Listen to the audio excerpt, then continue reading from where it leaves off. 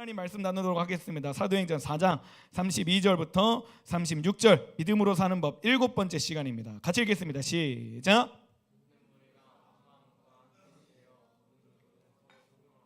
자기 재물을 조금이라도 자기 것이라 하는 이가 하나도 없더라. 사도들이 큰 권능으로 주 예수의 부활을 증언하니 무리가 큰 은혜를 받아 그 중에 가난한 사람이 없어요? 34절? 시작. 이는 밭과 집 있는 자는 팔아 그 판 것의 값을 가져다가 사도들의 발 앞에 두매 그들이 각 사람의 필요를 따라 나누어 줌이라. 구브로에서 난 레위족 사람이 있으니 이는 요셉이라. 사도들이 일컬어 바나바라, 번역하면 위로의 아들이라. 아멘. 제가 지금 목이 좀 많이 상해서 삑사리가 좀 날 수 있어요. 감안하시고 제가 조금 조곤조곤하게 말할 텐데 졸리더라도 금방 끝나니까 잘 집중할 수 있었으면 좋겠습니다. 우리는 지금 믿음으로 사는 법에 대한 주제를 가지고 메시지를 7번째까지 왔어요. 핵심은 이겁니다. 모든 사람은 믿음을 가지고 산다. 믿음이 없이 행동하지 않는 사람은 아무도 없다라는 거예요. 믿음은 오늘을 살아가는 힘이고 미래를 이끌어가는 힘이에요. 그러니까 내가 오늘 어떤 믿음을 갖고 있느냐가 나의 행동을 결정하고 내가 갖고 있는 믿음이 무엇이냐에 따라 그 상황을 해석하는 게 달라고 내 믿음에 따라 다가오는 결과가 다르다라는 거예요. 그래서 모든 사람을 믿음을 갖고 사는데 하나님을 믿는 사람들은 어떤 믿음이 가장 중요하냐면 따라합시다. 하나님을 믿는 믿음. 한 번 더. 하나님을 믿는 믿음. 그러니까 크리스천, 교회 다니는 사람, 예수님 믿는 사람에게 가장 중요한 건 하나님을 믿는 믿음이에요. 그래서 성경을 봐서 믿음이 도대체 뭔가라고 봤을 때 히브리서 11장에는 확신하는 것과 사실임을 아는 것이라고 얘기했어요. 뭘 확신하고 무엇이 사실인 줄 아냐면 따라합시다. 그가 계신 것과 상 주시는 이심을 확신하자. 한 번 더. 그가 계신 것과 상 주시는 이심을 알자. 하나님을 향한 믿음이란 뭐냐면 눈에 보여지지 않고 만져지지 않지만 하나님이 계시다라는 것을 확신하는 것, 하나님이 세상을 창조하셨다라는 것을 아는 것, 하나님이 사람을 만드셨다라고 확신하는 것, 그리고 그분의 사랑이 오늘도 우리에게 부어지고 있다라는 사실을 아는 것이 믿음이에요. 그리고 그런 믿음을 통해서 하나님 앞에 나와서 기도하고 예배하면서 하나님을 찾을 때, 내 안에 살아계신 예수 그리스도를 구할 때, 성령님을 의지하여 선포하고 기도하고 예배할 때 하늘에서 준비된 그 복, 하나님이 이미 이루신 그 복을 우리에게 주실 거라는 확신과 그 사실을 아는 것이 성경이 말하는 믿음이라고 얘기했습니다. 여러분, 그래서 우리는 이런 시리즈를 선포했어요. 믿음으로 사는 것은 단순히 교회에서만 저 하나님 믿어요 라고 끝나는 게 아니라 우리의 학교에서도, 그리고 친구 관계 속에서도, 이성 친구 속에서도, 그리고 지난주에 나눴던 가정 속에서도 하나님이 계시고 상 주시는 이심을 믿고 그 믿음으로 살아내기 시작할 때 하나님의 뜻, 두 글자로 섭리가 부어지고 하나님이 예정하신 그 축복을 마음껏 누릴 수 있다라고 얘기를 했어요. 이해가 돼요? 기억이 나죠? 그래서 오늘은 그 하나의 연장선으로 교회에서 믿음으로 사는 법에 대해서 나눌 겁니다. 그러면 우리는 질문할 수 있어요. 교회에서 믿음으로 산다고요? 교회에 있으면 다 믿음 있는 거 아니에요? 교회 나올 정도면 다 믿음 있는 거 아니에요? 제가 미안해요. 조금 정직하게 얘기할게요. 아니에요.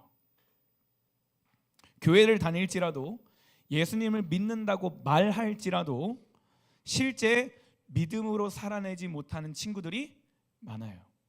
교회를 다니지만 교회 안에서 드려지는 예배와 기도와 공동체 활동 속에 하나님이 계신 것과 상 주시는 이심을 믿지 않은 상태로 교회 생활을 지속하는 친구들이 많아요.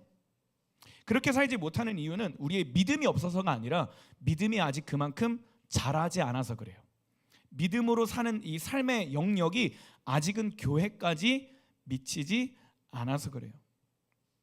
물론 교회는 믿음 있는 사람만 오는 곳은 아니에요. 여기는 누구나 올 수 있고 누구나 함께 할 수 있고 누구나 들을 수 있습니다. 믿음이 없어도, 믿음이 약해도 우리는 교회를 이룰 수 있고 교회에 올 수 있어요. 왜냐하면 믿음은 내가 믿고 싶다고 해서 믿어지는 게 아니잖아요. 그죠? 여러분, 여기서 예수님 안 믿고 싶은 사람이 어디 있어요? 예수님 경험하고 싶지 않은 사람이 어디 있어요? 저 예수님 믿고 싶어요. 하나님 만나고 싶어요. 교회 다니는데 좀 예수님의 사랑을 좀 경험하고 싶어요. 말은 하고 간절히 원하지만 그게 잘 안 되잖아요. 여러분 생각만큼. 그죠? 그래서 지금 믿음이 없어도 교회에 올 수 있어요. 교회 와서 말씀 듣고 함께 공동체 생활을 해야 돼요. 그러나 우리의 모임은 믿음이 없는 단계에 머무르는 게 아니라 믿음이 있는 단계까지 가야 되는 줄 믿습니다. 아멘. 우리의 모임은 단순한 모임으로만 끝나면 안 돼요. 우리는 교회에 있을 때 특별히 더 교회 안에서 믿음을 구하고 교회 안에서 더 믿음으로 살아야 돼요. 교회는 하나님께서 명하신 공동체입니다. 그 원고에는 없어요. 마태복음 16장에 보면 성경에 교회라는 단어가 처음 등장해요. 예수님께서 이제 가이사랴 빌립보라는 지역에 있었는데 제자들에게 물어보는 거예요. 야, 너희는 나를 뭐라고 하느냐? 그때 제자들이 얘기해요. 어떤 이는 엘리야, 어떤 이는 선지자, 어떤 이는 세례 요한입니다. 막 얘기하는데 예수님이 다시 질문하는 거예요. 아니. 사람들이 말하는 거 말고 너네들은 나를 뭐라고 말하느냐, 생각하느냐? 거기서 베드로라고 하는 한 제자가 이렇게 얘기합니다. 주는 그리스도시요 살아계신 하나님의 아들이십니다. 예수님이 거기서 딱 급족하시면서 와, 그 고백은 사람이 할 수 있는 고백이 아니다. 성령께서 너의 입술을 통해 고백하시는 거다라고 말씀하시면서 뭐라고 말씀하시냐면 내가 내 반석 위에 내 교회를 세우겠다. 그러니까 교회는 예수님의 심장에 있었던 것이고 예수님의 꿈이었고 예수님이 이 땅에서 이루고자 하는 예수님의 사역 중에 하나였어요. 다시 얘기하면 교회의 주인은 예수님이에요. 말씀이 그렇게 얘기하고 있잖아요. 내 교회를 세우겠다고. 그럼 보세요. 하나님이 허락하시고 성경에서 명하신 것은 하나님의 뜻이 있다라고 얘기했어요. 기억나죠? 가정을 하나님이 명하셨고 자녀와 부모의 관계를 하나님이 명하셨으니 가정 안에 하나님의 뜻이 있다 없다? 있다. 그럼 예수님께서 내 교회를 세우겠다 말씀하셨으니 교회 안에도 하나님의 뜻이 있다 없다? 있다라는 거예요. 그런데 어떻게 교회를 향한 하나님의 뜻을 발견할 수 있느냐? 교회를 향한 하나님의 축복을 발견할 수 있느냐? 따라합시다. 믿음으로. 교회에서 살아낼 때. 한 번 더. 교회에서 믿음으로 살아낼 때. 그것이 중요하다라는 거예요. 그래서 오늘은 실제적으로 우리가 교회에서 어떻게 믿음으로 행동해야 되는지에 대한 말씀을 딱 한 가지만 나눌 겁니다. 첫 번째는 뭐냐면 한 마음과 한 뜻이 되는 거예요. 말씀 보겠습니다. 사도행전 4장 32절 말씀 시작. 자, 다시 적고 있는 친구들 시간을 좀 줄게요. 주제는 한 마음과 한 뜻이 되자라는 거고, 다 적었으면 사도행전 4장 32절 잠 깨워서 시작.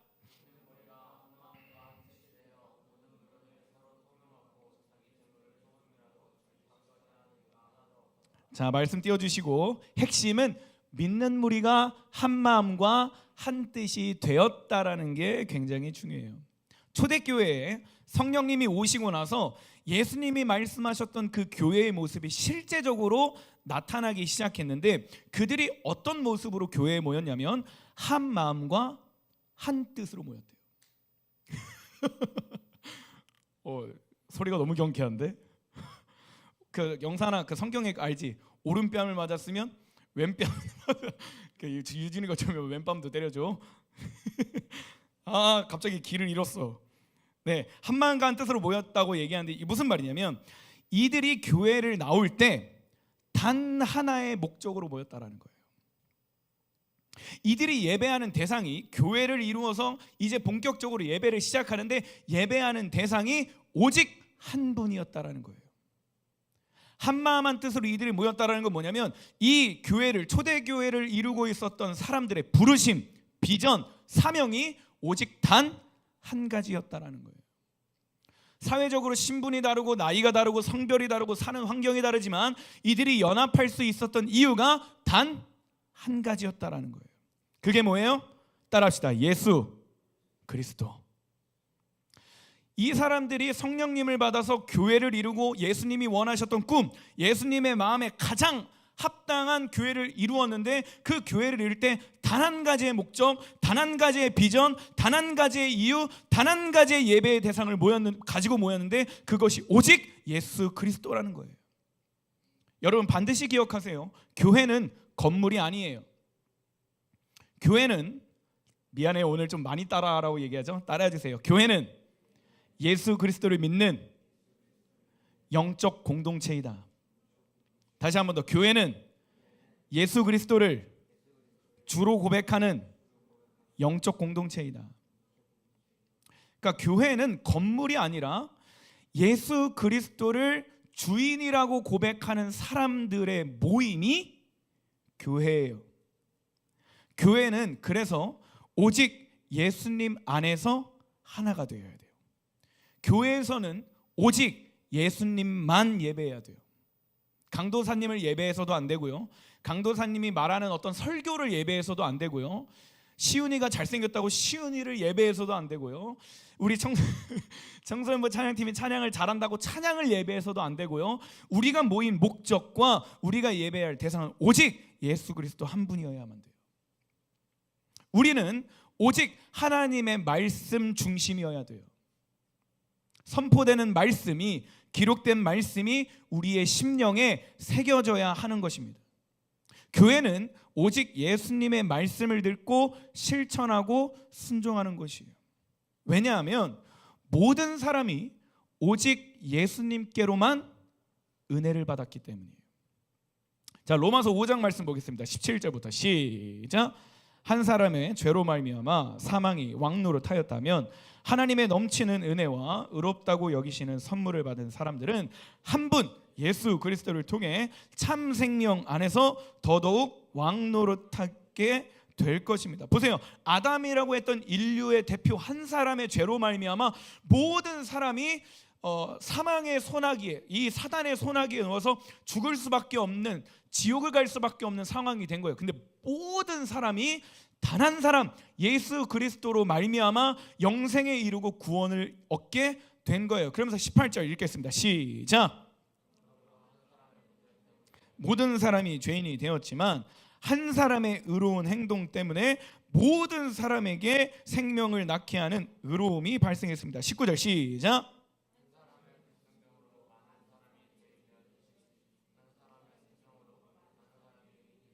보세요. 성경을 기준해서 볼 때 오늘 우리가 하나님의 자녀가 될 수 있는 것도요, 오직 단 한 사람 예수 그리스도의 은혜 때문이에요. 오늘 여러분이 하나님의 말씀을 듣고 복음을 누리고 하나님의 자녀로서 교회를 이루고 살아갈 수 있는 것도 오직 예수님의 은혜예요. 성경은 뭐라고 얘기하냐면 모든 사람은 죄를 지었대요. 그 죄의 경중, 무겁고 적고 그런 거 상관없이 모든 사람은 죄를 짓고 죄의 유혹을 받고 죄를 지으면서 살아왔어요. 그래서 죄의 결과는 사망이고 죽음이기 때문에 모든 사람은 죽음에서 자유할 수 없고 심판에서 벗어날 수 없었어요. 하나님이 무엇보다 그걸 아셨어요. 그래서 하나님의 자녀인 하나님의 백성을 구원하시기 위해서 단 한 사람이 필요했는데 그 사람은 죄가 없어야 돼요. 왜? 인류의 모든 죄를 끌어안고 그 죄를 해결해야 되기 때문에. 그래서 하나님께서 단 한 사람을 이 땅에, 죄 없는 사람을 보내셨는데 그분이 독생자 예수 그리스도라는 거예요.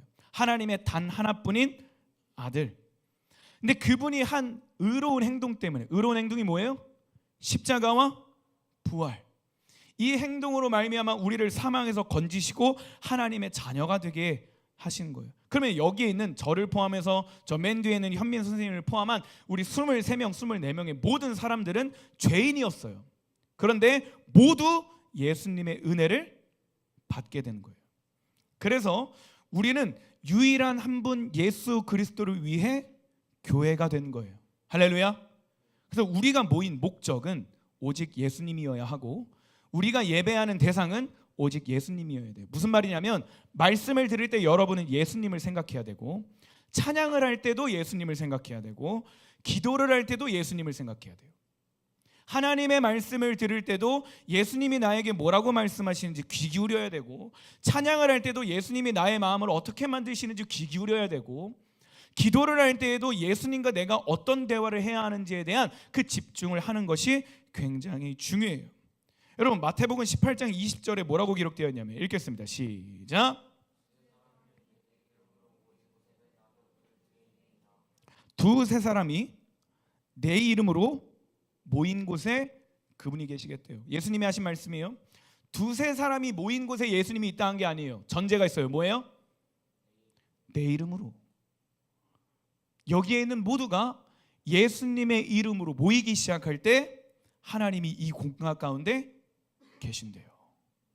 와, 기가 막히지 않습니까? 퍼즐에 맞춰져요. 학교에서 내가 그곳에 하나님이 계신 것과 살아계심을 믿고 학교에서 믿음으로 살아내기 시작할 때 하나님이 그곳에 계신대요.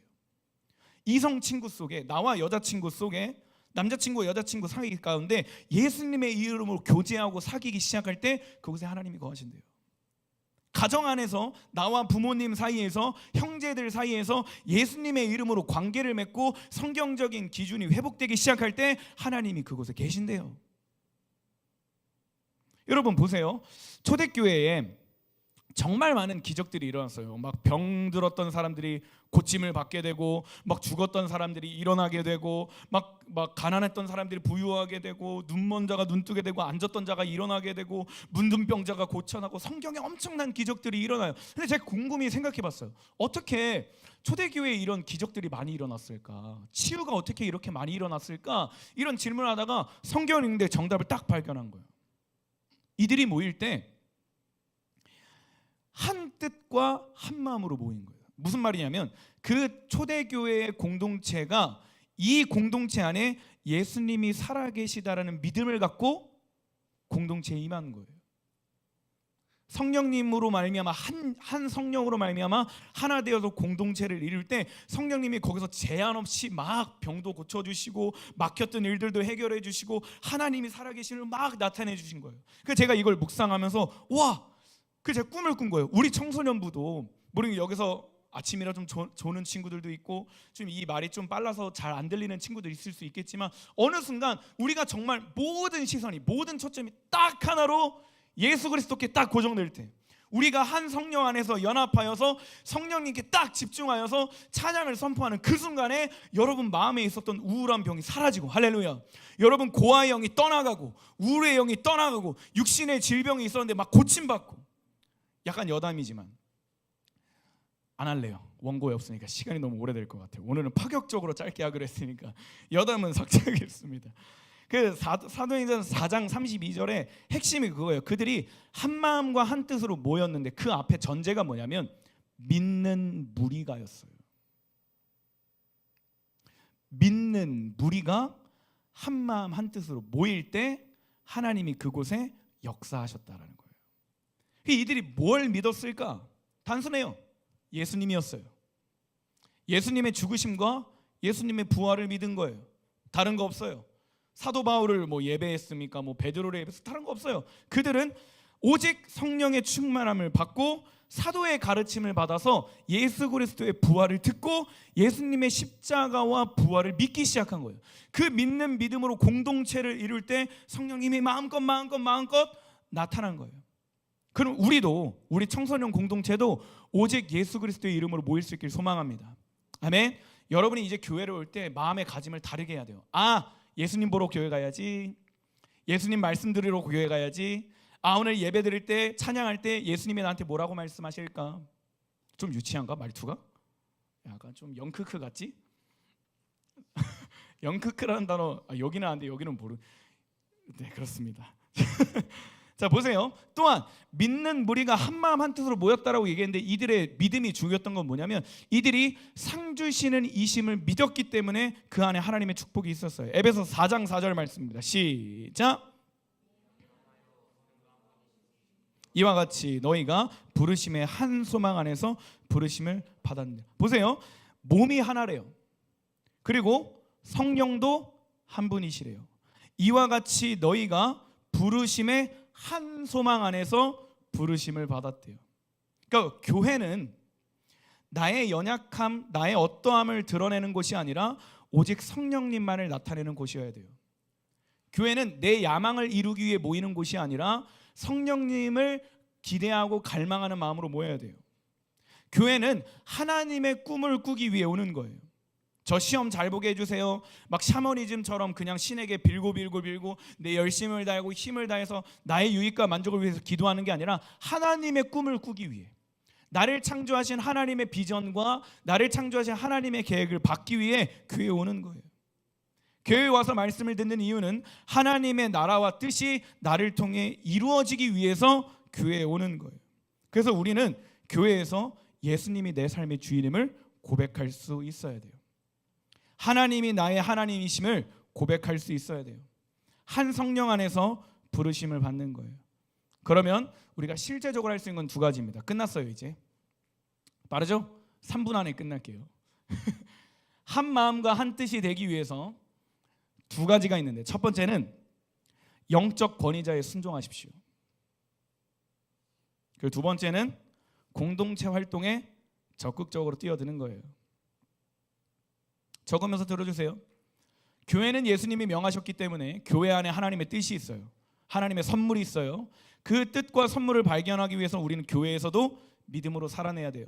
믿음으로 살아내는 방법은 한 마음과 한 뜻이 되는 건데, 뭐가 한 마음과 한 뜻이냐면 오직 예수 그리스도를 바라보는 것, 성령님 안에서 하나님의 꿈을 같이 꾸는 것, 그것이 한 마음과 한 뜻이 되는 거고, 성경에서 믿음으로 교회에서 믿음으로 사는 방법이에요. 그럼 어떻게 하나님의 꿈을 같이 꿀 수 있냐면 두 가지인데, 첫 번째는 영적 권위자에게 순종하는 것, 두 번째는 교회 공동체 활동에 적극적으로 참여하는 거예요.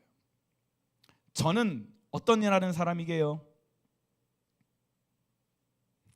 옛날에 이것도 여담인데 내가 그 얘기 했나? 한 친구가 신방하는데 전도사님은 일해요? 한 대 맞았어. 전도사님은 돈 벌어요? 돈 벌지. 얼마나 벌어요? 많이 벌어요? 많이 벌지. 너한테 많음이 얼마냐 했더니 15만 원이래. 그래서 왜 15만 원이야 했더니 도마뱀 한 마리를 살 수 있는 가격이래. 그래서 야, 그 정도는 내가 충분히 벌 수 있어 했더니, 근데 그 신방했던 친구가 예배 시간 때 막 그렇게 앞에서 웃는 거야. 엄청 해맑게. 근데 내가 물어봤어. 너는 내가 앞에서 어떤 얘기를 할 때 내가 재밌어서 웃는 거야? 아니면 말씀이 깨달아져서 웃는 거야? 왜 웃는 거야? 그랬더니 그 친구가 솔직하게 얘기하더라고. 돈도 못 버는데 백수가 앞에서 봉사하는 게 너무 가짠데. 그래서 너무 웃겼대요. 저 사람은 뭔데 저렇게 앞에서 돈도 안 벌고 저러고 있나. 그게 너무 웃겨서. 저는 뭐 하는 사람이게요? 저는 하나님의 말씀을 증거하는 사람이에요. 저는 여기서 인기 얻으려고 제가 막 유명한 사람 되려고 앞에 서는 사람도 아니고요. 제가 어떤 꿈꾸는 미래의 어떤 야망, 어떤 욕심을 이루기 위해서 여러분을 이용하기 위해 사기치는 사람도 아니고요. 저는요, 하나님의 말씀을 여러분에게 전달하는 스피커예요. 통로예요. 우리 아름다운 꿈의 교회 청소년부에, 다른 교회 청소년부는 모르겠어요. 저한테 맡겨진 거 우리 청소년부니까, 우리 청소년부의 이 시즌에, 이 시대에 선포해야 할, 우리가 붙들어야 할 하나님의 말씀이 뭔가, 그리고 여러분 한 사람 한 사람을 향한 하나님의 사랑이 도대체 얼마나 크고 위대한가를 깨닫고 그것을 증거하라고 하나님의 일을 하기 위해서 세워진 사람이에요. 그게 제 일이에요. 월급도 받아요. 이게 제 일이니까. 영적 권위자에게 순종하세요라는 건 뭐냐면, 다른 말로 그냥 조금 넓은 의미에서 얘기해 줄게요. 하나님의 일에 순종하기 위해선 교회에 세워진 영적 권위자의 말에 순종할 줄 알아야 돼요. 왜냐면 저도 철저히 하나님 앞에 기도하고 하나님께 뜻을 구해서 그것을 믿음으로 여러분에게 선포하거든요. 그러니까 저는 제 일을 하는 게 아니라 하나님의 일을 대신해서 하는 사람이에요. 다시 말하면 여러분이 저에게 1차적으로 순종하기 시작할 때, 교사님들의 말에, 영적 권위자, 영적 리더의 말에 1차적으로 순종할 때, 그 말은 즉 하나님의 뜻을 같이 이루고자 하는 부르심이 있는 거예요. 그래서 제가 어떤 미션을 주거나 설교 끝날 때 항상 실천적인 걸 주잖아요. 가정에서 이렇게 살아보자, 학교에서 이렇게 살아보자. 그럼 여러분 실천해 보는 거예요. 제가 저를 위해서 막 그렇게 얘기하라고 아니잖아요. 막 대중예고 가가지고, 야, 강도사님이 백제예대 보컬 출신이니까 내 이름을 좀 팔아서 나도 학교에서 좀 공연하게 해줘, 이런 말 안 하잖아요. 학교 가서 믿음으로 살아라. 기범아, 그 안에 하나님이 어떤 일을 행하실지 의심하지 말고 믿음으로 한번 살아보자. 막 이렇게 선포하고, 가정에서 믿음으로 살아보자. 가정에서 야, 강도사님 자랑해가지고 학부모님들이 강도사님한테 좀 이렇게 좋은 이미지 싸서 강도사님과 좋은 관계를 맺게 해줘, 이런 말 안 하잖아요. 그죠? 가정에서 하나님의 말씀을 증거하고, 가정에서 여러분이 먼저 말씀을 회복하고, 가정으로 하나님이 우선되는 삶을 살아내라. 여러분을 위해 하나님의 말씀을 증거하잖아요. 그럼 여러분은 1차적으로 교회에 세워진, 우리 공동체에 세워진 영적 권위자의 말에 순종할 줄 알아야 돼요. 할렐루야. 순종할 수 있길 바랍니다. 아멘. 아멘. 근데 또 하나 있어요. 성경에 보면 베레아 사람이라고 있어요. 그 베레아 사람은 바울이 말씀을 증거할 때 어떤 일을 동시에 했냐면, 집에 돌아가서 성경을 상고했어요. 상고했다라는 건 직접 성경을 펴서 깊이 생각한 거예요. 근데 베레아 사람들이 왜 그랬냐면, 그 의도는 하나였어요. 바울이 고백한 말이 진짜 하나님의 말씀일까? 그런 의심이 들잖아. 그래서 집에 돌아가서 성경을 읽기 시작한 거예요. 근데 어떤 일이 있었냐면, 그들이 성경을 읽기 시작할 때 바울 선생님이 한 말씀이 진짜 이 말씀이네. 바울 선생님이 풀어주셨던 그 복음의 진리가 진짜 이런 맥락이네. 이게 들려오고 오버랩되면서 믿음이 더 강해지고, 거기에 있었던 귀부인들이 믿는 사람들이 더 많아졌대요. 그러니까 이 말을 여러분에게 해주는 건 뭐냐면, 제 말에 1차적으로 순종하는 거 맞아요. 근데 단순히 제 말에 무조건적으로 따르라는 말은 아니에요. 여러분이 여러분의 자리로 돌아가서 성경을 피세요. 그리고 혹여 제가 성경을 잘못 해석하고 잘못 전달했다면 여러분은 저한테 그걸 캐치해 줄 수 있어야 돼요. 그리고 걸러낼 수 있어야 돼요. 저도 사람인지라, 연약한지라 뭔가를 요청할 때 하나님의 기준에 어긋된 걸 전달할 수도 있잖아요. 사람인지라, 그죠? 연약한지라. 그러면 여러분은 여러분 안에 하나님의 말씀에 대한 기준이 있어야 그걸 분별할 수 있어요. 1차적으로는 제 말에 순종하되, 2차적으로는 여러분의 자리에 돌아가서 말씀을 읽고 다시 컨펌해서 하나님의 말씀에 순종하는 우리 청소년부 모두가 되길 주님의 이름으로 축복합니다. 아멘. 자, 두 번째는 공동체 활동에 적극적으로 뛰어드는 거예요. 여러분 보면 이 공동체에서 하는 활동들은 다 하나님을 위한 거예요. 하나님이 교회가 하나 되라고 얘기하셨고, 한마음 한뜻이 되라고 얘기하셨고, 가난하고 소외된 자들, 연약한 자들, 친구가 없는 자들, 병든 자들에게 가서, 낮은 자리에 가서 친구가 되라고 해주신 거예요. 그래서 우리는 공동체 생활을 해요. 공동체 활동을. 친한 친구들끼리만 모여서 게임하고 PC방 가고 노는 게 아니라, 친구가 없는 친구들에게 가서 손을 내밀어주고 말도 걸어주고 하라고. 근데 여러분 알잖아요. 여러분 청소년 시기에 그거 잘 돼요? 잘 안 돼요. 그럼 할 수 있는 방법은 하나예요. 공동체 게임을 하는 거예요. 팀을 이루어서 뭔가 도전적인 미션을 줘서 하는 거예요. 예를 들어 수련회 같은 경우가 그거죠. 우리가 평소에는 각자 학교가 다르고 사는 집이 다르고 그런 게 다르니까 한마음 한뜻이 되지 못해요. 그러니까 수련회라는 그 2박 3일을 통해 우리가 하나가 되고, 그 하나 될 때 하나님이 말씀하시고 역사하시는 뜻을 발견해서 그 뜻을 살아가자라는 의미로 공동체 활동을 하는 거예요. 그래서 우리가 월 말마다 공동체 활동을 할 때 몸 귀찮은 거 저도 알아요. 여러분 괴롭히는 거 저도 알지만 잘 참석해서 공동체가 하나 되어서 하나님의 꿈을 이루는 우리 모두가 되기를 주님의 이름으로 축복합니다. 아멘. 말씀 마무리하겠습니다. 찬양팀 나와주시고. 일찍 끝났죠? 파격적이에요.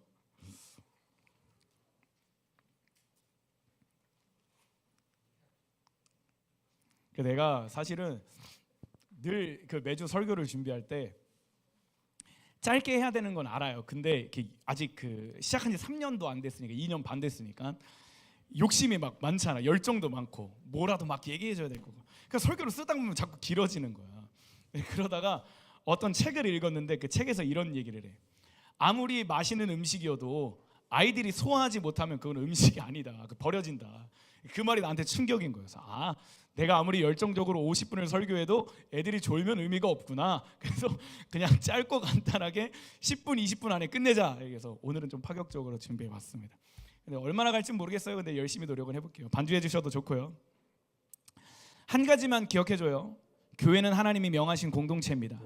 그럼 교회 안에는 하나님의 뜻이 있고 하나님이 부어실 축복이 있다라는 거예요. 그 축복을 누리기 위해선 우리는 교회에서도 믿음으로 살아야 돼요. 우리가 하나로 모일 때 이곳에 예수님이 계시다라는 것을 믿고, 예수님을 찾을 때 그분이 상 주신다라는 믿음을 가지고 교회 생활을, 신앙 생활을 할 수 있는 우리 모두가 되기를 주님의 이름으로 축복합니다. 아멘. 그러기 위해선 영적 권위자에게 순종하는 거고, 두 번째는 공동체 활동에 적극적으로 반응하는 거예요. 우리 시간 함께 찬양하고 기도할 때 들었던 말씀이 우리의 믿음이 되기를 소망합니다.